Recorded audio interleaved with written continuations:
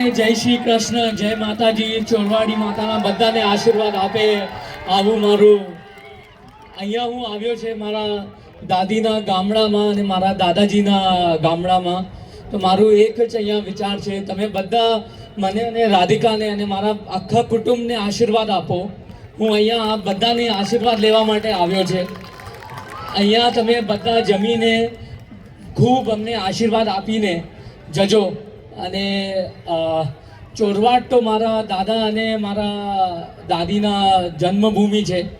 જે પણ અહીંયા રિલાયન્સમાં થયું છે ચોરવાડ કારણ થયું છે.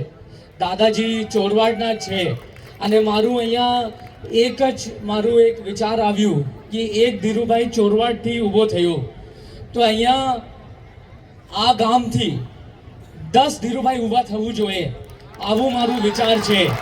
અને એક આ ગામડાથી થઈ શકે અને એ જ મારું વિચાર છે કે અહીંયાના જે બાળકો છે એ ધીરુભાઈથી પ્રેરણા લે અને આગળ વધે. અને અહીંયા આગલા 10 વર્ષમાં અહીંયા 10 ધીરુભાઈ ઊભા થવું જોઈએ. અને આ ગામડામાં આ શક્તિ છે, આ મને લાગે છે. ચોરવાડી માતા બધાના ભલા કરે અને બધાને જય શ્રી કૃષ્ણ. હમણાં તમે બધા ભોજન માટે જાઓ અને બધા એકવાર મને અને રાધિકાને બધાને આશીર્વાદ આપીને જાઓ. જય શ્રી કૃષ્ણ. મેં આગળ વધતા ગયા ને ઘણા વર્ષો થઈ ગયા. તમને બધાને ખબર છે કે જામનગરમાં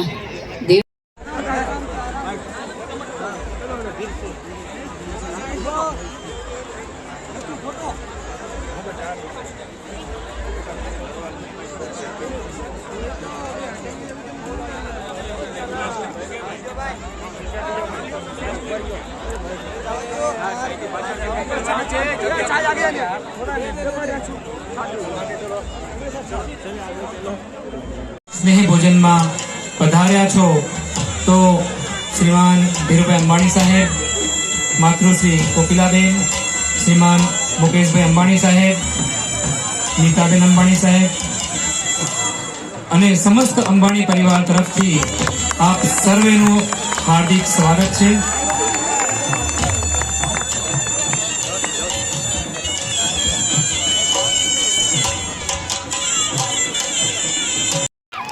અહીંયા તમે બધા જમીને ખૂબ અમને આશીર્વાદ આપીને જજો. અને ચોરવાડ તો મારા દાદા અને મારા દાદીના જન્મભૂમિ છે. જે પણ અહીંયા રિલાયન્સમાં થયું છે ચોરવાડ કારણ થયું છે. દાદાજી ચોરવાડના છે અને મારું અહીંયા મારું એક વિચાર આવ્યું કે એક ધીરુભાઈ ચોરવાડથી ઊભો થયો, તો અહીંયા આ ગામથી 10 ધીરુભાઈ ઊભા થવું જોઈએ, આવું મારું વિચાર છે. અને એ આ ગામડાથી થઈ શકે અને એ જ મારું વિચાર છે કે અહીંયાના જે બાળકો છે એ ધીરુભાઈથી પ્રેરણા લે અને આગળ વધે. અને અહીંયા 10